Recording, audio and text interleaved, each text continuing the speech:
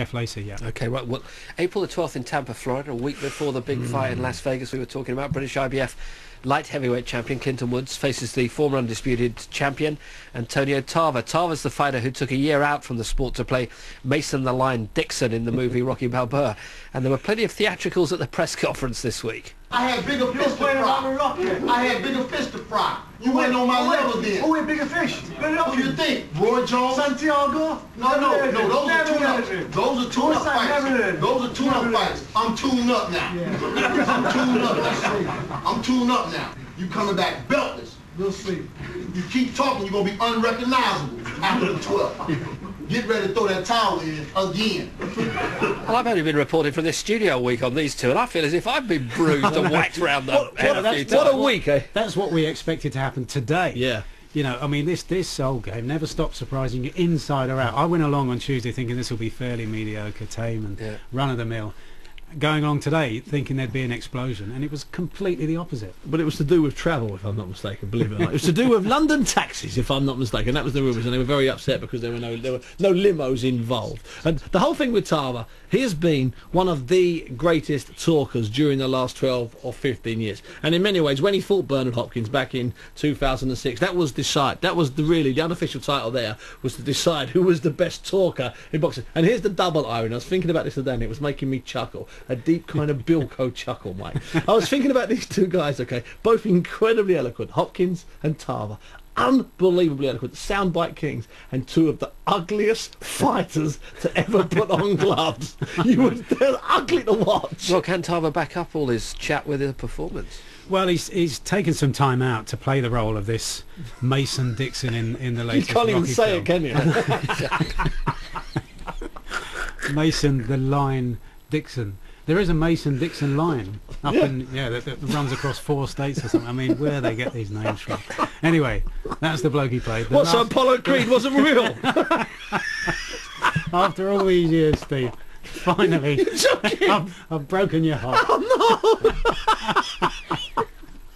I bought the book. Yeah, that blood that was rolling down Mason Dixon's cheeks. Anyway, he did play Mason Dixon and played the bad guy, and it seems to have given him some ideas to do the same thing in real life. Here he goes. It's time for me to be the bad It's guy. pure rockiness, isn't it? Bad guys get paid too. And so I'm going to let my personality, let my feelings, I'm going to let them shine. I'm going to talk it and I'm going to walk it. Have you realised that a change of course was necessary because of the film? That really the hype business only works for the bad guy? No, not that. It's just that, you know, when I was chasing Roy Jones, you know, he was American. He was the American darling. You know what I mean? He was everybody's pound for pound. He was the fighter of the decade. He was Superman, and I was Kryptonite. So when I killed Superman, you know, it was, naturally for them to hate me or to misunderstand me. I don't want to use the word hate, but they definitely misunderstood me. And all I wanted to do was be a bright light for the game of boxing. You know, respect it, not get arrested, you know, not do anything foolish, get suspended, you know, not take steroids, you know, just walk that fine line and to try to uphold the game, because at the time you had guys like Mike Tyson and other guys running around giving the game a bad name. Now, it's a sport I love, you know, dishonoring boxing. But it didn't work for me. You know, it worked for De La Hoya. You know, it worked for those guys. It didn't work for me. So now I got to do what I got to do to make my footprint in the game of boxing, so that when I leave, my kids will know that their father was a bad guy, was a bad man. You understand me? So that's what it's all about, my legacy. And this last leg that I'm in, before I call it quits, I'm going to take names, kick ass, and just let my fist do the talking. Now, having come out the other side of the film, is it possible to portray in a film exactly what you have to go through, you guys, in the ring? Well, you know what? It was nice because I had the inside scoop, basically. You know, I should have got director credits, but we're not going to go there. It was a great opportunity for me, man, and I feel like this. When my days of boxing are long behind me, they'll always be able to go to Blockbuster and see Rocky Balboa. But does he really give us an insight into what really goes on in your mind and in your body during the 12 hard rounds of a world title fight? Oh, most definitely. You have to be, it's an out-of-body experience that you really go through. and people on the outside will never understand what it takes to be a champion. So I respect each and every guy that has worked his way up to one of these belts, like Clinton Woods and myself. But, you know, there can only be one champion. And this is what we're going to sift out in '08.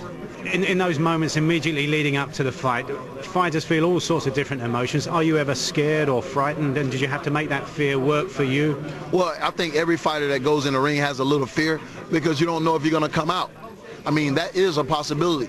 And so realistically... And you feel that way still after all your experience? I would never take anything for granted in boxing, not even when you're fighting a tune-up fight, because it only takes one punch. So, you know, we risk our lives every time we step in that ring, in sparring, in real fight action. So, you know, it's something that we face with.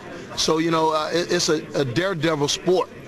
And so you have to give these guys credit. I know Clinton is going to go back to the drawing board. He's going to work his butt off to get in the best shape and best condition that he possibly can be in, and so will I. And so the best fighter will win.